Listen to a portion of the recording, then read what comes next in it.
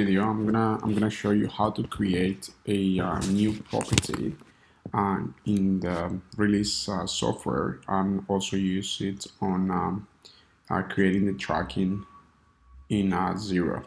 So first of all, what we need to do is access Zero. We will use any login in details that you have been provided, and then we're just gonna create a tracking for this new property.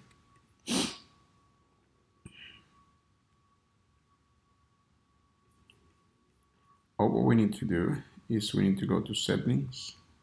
We will go to tracking categories. We can see that we have already all of these tracking categories in here. We're gonna add another option, and we're gonna say 706 477 Boundary Street,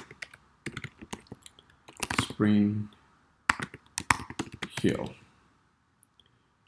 Then we say save, and this is pretty much all what we need to do in this section. So once we get back to Re-Leased,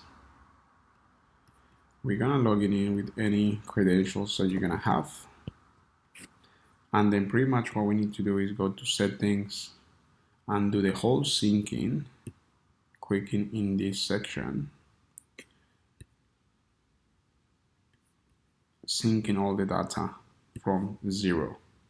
This might take some time. As you can see in this section, we don't see any updates or anything sort of happening while it syncs the information. But if we go to the dashboard, you'll see that this starts moving. So once this stops, it's gonna show us a flag that is gonna indicate that all the information has been updated, and probably we're gonna be able to see now the tracking category that we have created. As you know, sync, release, and Zero sync all the information, so that way we can work over accounting and everything in this system. So now the flag has come solid, and we're gonna go now to create our property in here. So we go to properties, then we say new property, then we're gonna insert the address, so 706 477 Boundary Street, Spring Hill. Something is gonna come up in here. There you go, we have it in here. So pretty much we have the address in here, Boundary Street. We check that all of this is correct. There's no tax that we need to use. It says anniversary date, nothing to put in here. Use type, we say residential. Then the type of property, this is an apartment.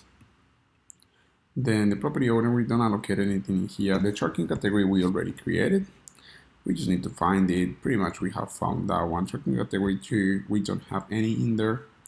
Then we make sure that the property manager in this case is only me, so we allocate that one in there. Then we say next.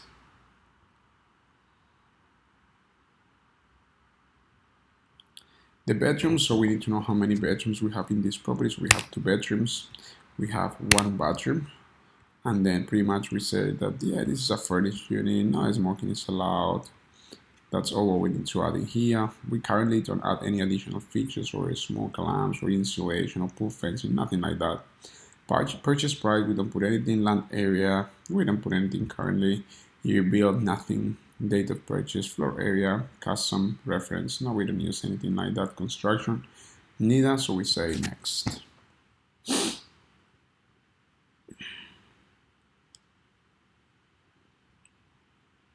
Then insurance, certificate of title, valuation keys in the documents. If we wish, we can drag the agreement that we currently have for this property. So we can go and search for that agreement on our OneDrive folders. All of these folders are also allocated on the cloud. Then pretty much we go to the signed documents that we have, the finalized copy of this agreement, which should be here, but it's not here. We're gonna be using this one. So we drag this one here. We can drag this one here. That's gonna be uploading. And then we continue with our work. So we say now Yeah, lease agreement renewal. We can put the dates. This one I know that it starts on the 6th of August, say 18, and it's gonna end, let's say, on the 5th of August 2019. And we just say save. In the description we can say the same thing, and we go next. We don't have an image for this property now. We're gonna have one once we occupy the property and we install the furniture. So don't worry about adding the photograph right now. We can add it after. So we say now next.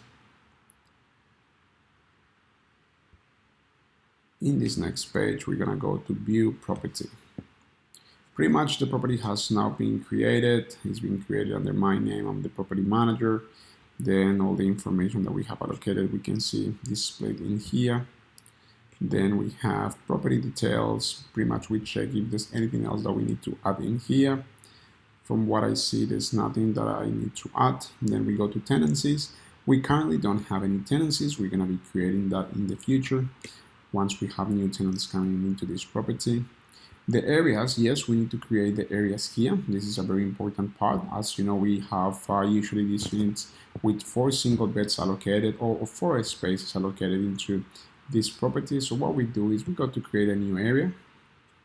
Then we give it a title. So we can say bed 1. Pretty much before I do this, I want to make sure that what is the way that we have named the bed areas of other properties, just to make sure that we do anything the same way. So I'm opening a new tab to check that information. It might take a little bit because the internet is a bit slow. So we go into this property, for example. Let's see what we have in here. So I want to see the areas. So bed 1, bed 2, bed 3, bed 4, and in this case we don't have a car park because this unit doesn't come with a car park, but this new unit, it does come with a car park. So we say this is bed 1, for example, then the area type is a share room, then the area size we say number 1, then the annual market rent, we don't put anything in there, and the cost per square meter, I think that we don't put anything in there. Let's see what we have in here. Yeah, nothing. So we just simply go save. Once we save this one, we need to do the same work with all the other beds. So we know that we need to have bed 2, and then this is a share room, and then we have 1, and then we say save.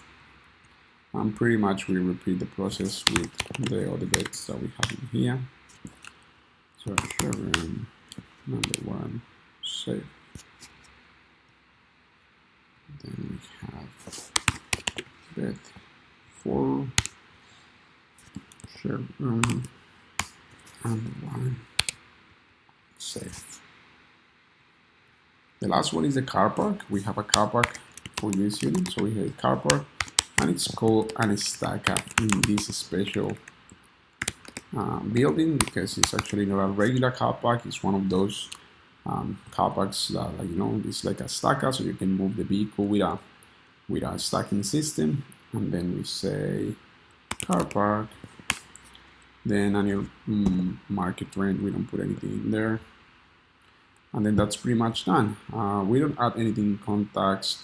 If we want, we can add probably the contact of our property manager for this. I mean the real estate agency, but we're not gonna do it now. Tasks, legal, insurance, documents. We already have one document in here, which is the document that we added just now, which is the agreement.